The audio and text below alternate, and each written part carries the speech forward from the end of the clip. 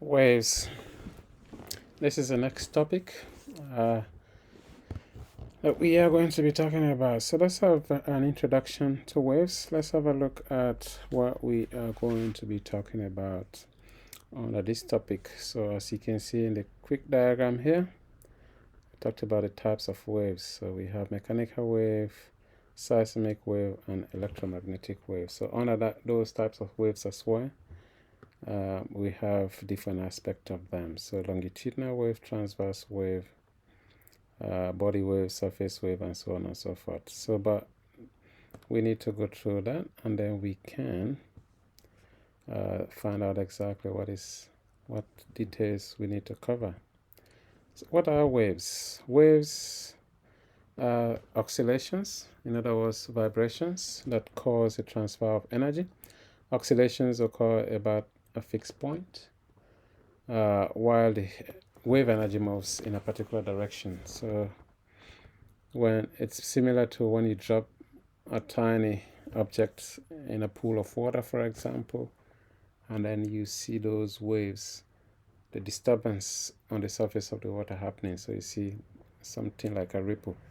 But that ripple that you see on the surface of the water happens from that fixed point, and that fixed point is where you dropped the object on the water. So waves are formed when particles are pushed from their normal or rest position, and then they spring back to where they were. So again, dropping a piece of rock, for example, on a pool, and then you see those ripples happening. The ripples again come from that same point, and all they're trying to do is trying to return back from where they came from. Now let's have a look at the classification of waves. What does that mean? So now waves are classified by what they move through, or by how particles move through them. So we're going to talk a little more details about that as we go along. Types of waves. There are two types of waves. There is one mechanical wave. We also have electromagnetic waves. An example of a wave is water wave, as we are pretty familiar with those. Now, under mechanical waves, we have mechanical waves are oscillations that require a medium. So from the word mechanical, needs something. So it's something that allows something to happen. So a machine generally helps you to do something. So the same thing with the waves. Any wave that is a mechanical wave needs something for it to happen. So that thing that it needs for it to happen is called a medium. So oscillations involve movement of particles within the medium. So for a mechanical wave to happen, it has to have a medium, and that medium has to also have particles that can move. An example, sound wave. So sound wave never travels from the source to the hearer without the movement of the particles of air. So it depends on the movement of air, the vibrations of the air molecules, to transfer the wave from one end to the other, from the source to the reception. So therefore, mechanical waves can travel through solids, they can travel through liquids and gases, but cannot travel through a vacuum because they are mechanical. So they depend on something to move them from one place to the other. And for that reason, in a vacuum, there's nothing there. Therefore, waves of mechanical nature do not travel through a vacuum. Examples of mechanical waves include sound waves, seismic waves, like when we get earthquakes, for example, water waves, waves caused by moving objects such as a rope or a slinky. Now, electromagnetic wave is the second type of wave. In this type of wave, oscillations do not require a medium. So in other words, they do not require any medium to propagate, to transfer. So the oscillations involve fluctuations only in an electromagnetic field. A practical example is radio waves. At times you put on a radio, for example, and sometimes there's a little interference. You see what happens in terms of your reception of that radio frequency, for example. The same thing happens with satellite communications, like in space, for example. There's no direct wire connected or a line through which the wave travels to space, and therefore it travels through a vacuum through the disturbance of electromagnetic field. And because of that, usually when we have some interference, those waves cannot move. So they can travel through a vacuum. So therefore, electromagnetic waves can travel through solids as well. They can travel through liquids and gases and can travel through a vacuum. Examples of electromagnetic waves include radio waves, microwave, infrared radiation, visible light, ultraviolet radiation, X-rays, and gamma rays. What material do waves move through? So the material that waves move through is known as a medium. So a medium is essentially the substance that waves travel through and need to have in order to move, or need to have in order to move. So and obviously those type of waves are mechanical waves. Let's have a look at generation of waves. How are waves generated? How are they made? So the generation of waves require a source of oscillation. So a source, just like I gave an example earlier, with the dropping of a piece of rock in water, the water surface get disturbed and the waves happen.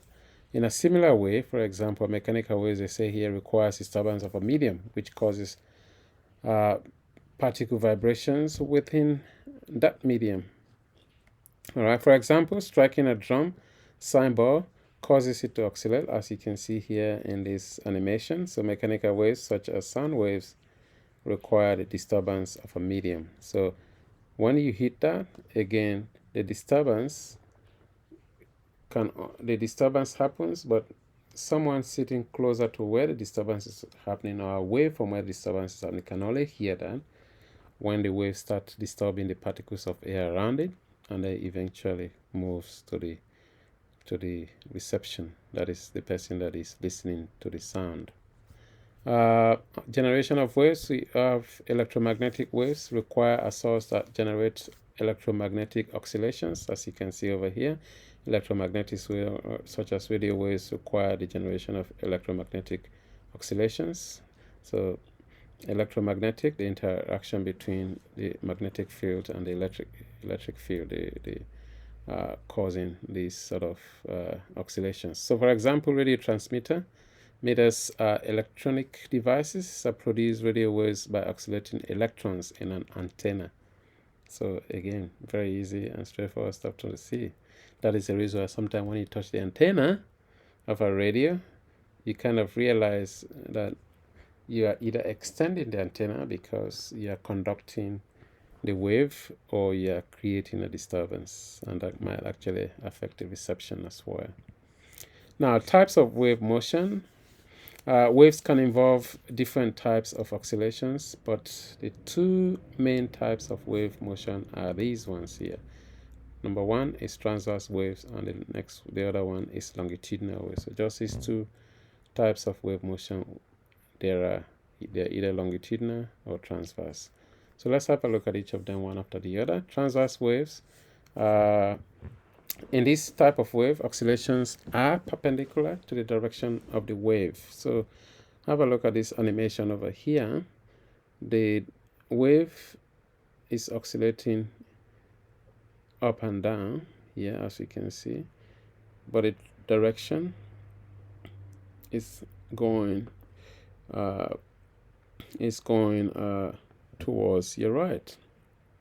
So what is happening here, if the direction is going that way and the wave is going in this direction, so essentially what this means is that the vibration of the particles, or the oscillation of the particles, is happening perpendicular to the direction. So the direction is straight line and the vibration is going up and down. So it's either up or down, but in this either way it is perpendicular to the direction of the wave. The wave is moving towards on a straight line, like on the x-axis, and the oscillation is happening up and down the y-axis.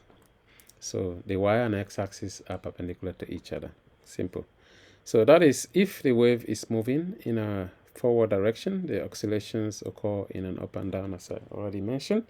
So examples of this type of waves are all electromagnetic waves, seismic S waves, waves caused by moving a rope up and down. Let's have a look at longitudinal waves. Under longitudinal waves, we have oscillations are in line with the direction of the wave. So as you can see, the wave is moving in this direction, and pretty much the vibration or the oscillation of the waves are also in the same direction. So pretty much you can see they are moving parallel to each other. Actually, let me see. The wave is moving forward direction. The oscillations occur in a backward and back and forth direction. So as you can see here, so it's pretty much like sound waves. So they are going back and forth. You see the waves are starting from here, moving, but then as they go, they are coming backward. So back and forth. That's a back and forth movement. So this is a perfect animation of longitudinal waves. All right, and examples of that is sound waves or seismic P waves. So we'll talk about those in year 10. We'll talk about seismic P waves and S waves. P waves are usually the primary waves, and S waves are the secondary waves, but that will come later.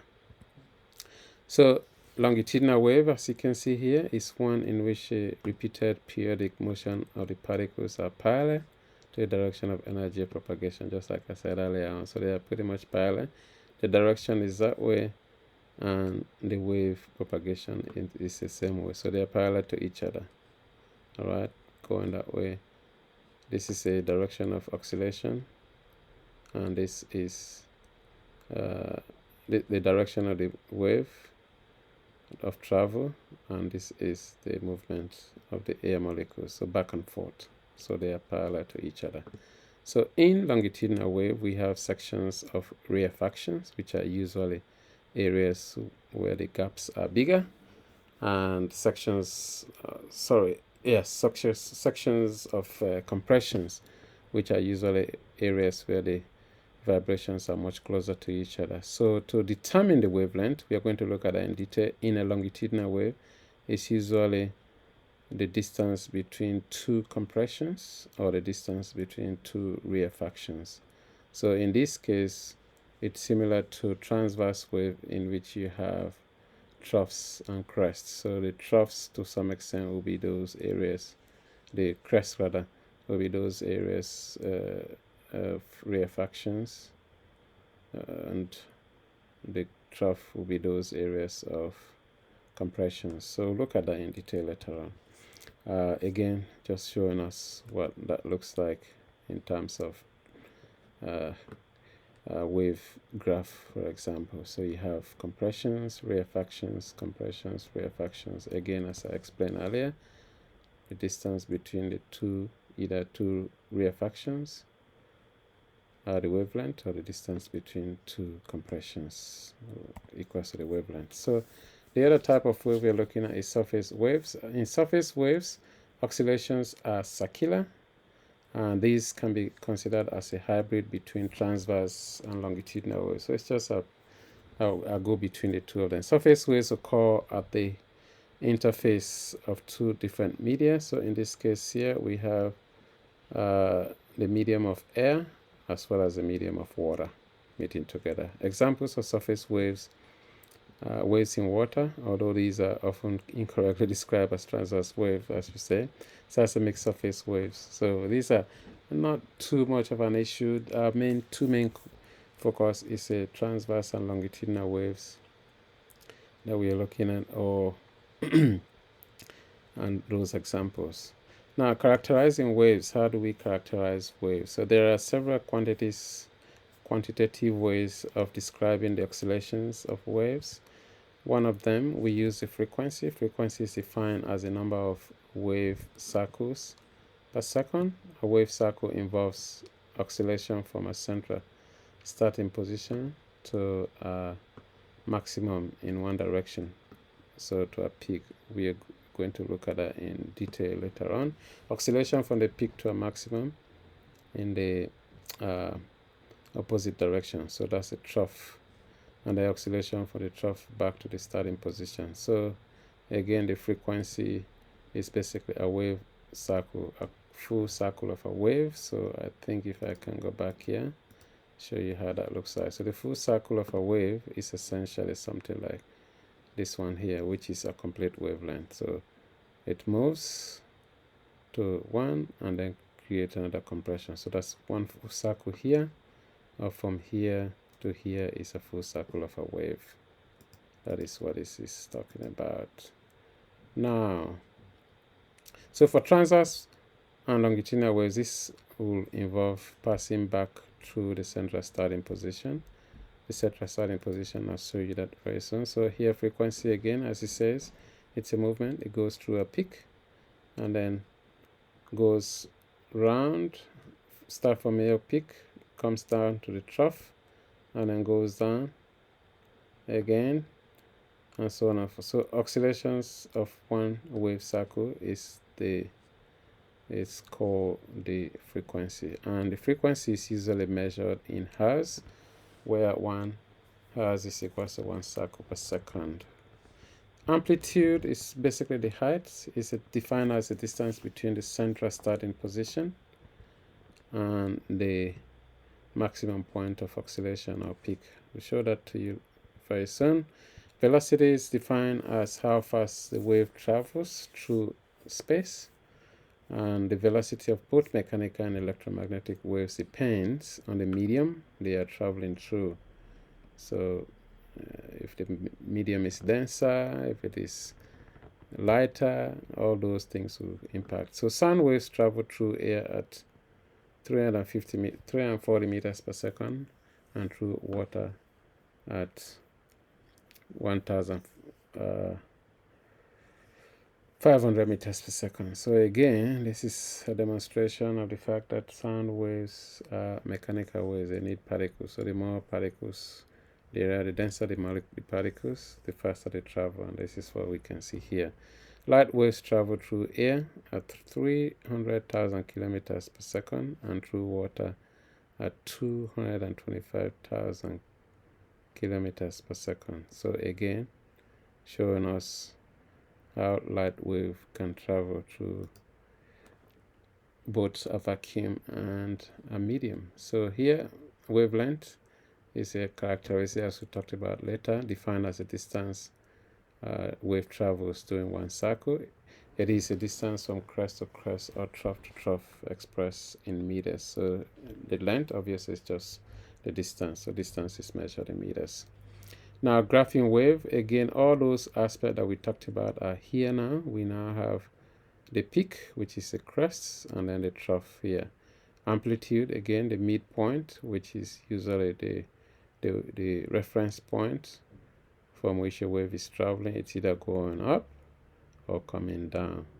So like the X and Y axis. So from the center position, which is here, this is the center of the wave, to the peak is the amplitude, or from the center to the trough is the amplitude.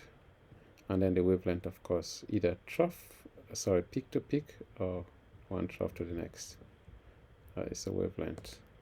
All right, so so waves can be represented graphically as waveforms, as shown below. So here, waveforms are graphical representations of wave motion. So basically, those are waveforms, has to include all of that, the direction, and then also the graphical movement displaying of how the wave actually move. Crest and trough, we look at that again in detail. The crest is the highest point in the vertical direction for transverse wave crest, and similarly the trough is the lowest point, of course. Summarizing everything that I just talked about, all of that information is down here. I'm not going to go through everything to explain, but you can read it to understand yourself. All right, so I think this one brings us to the end of this slideshow, and I hope we can use the understanding from this now to answer the lesson exercises. All right, so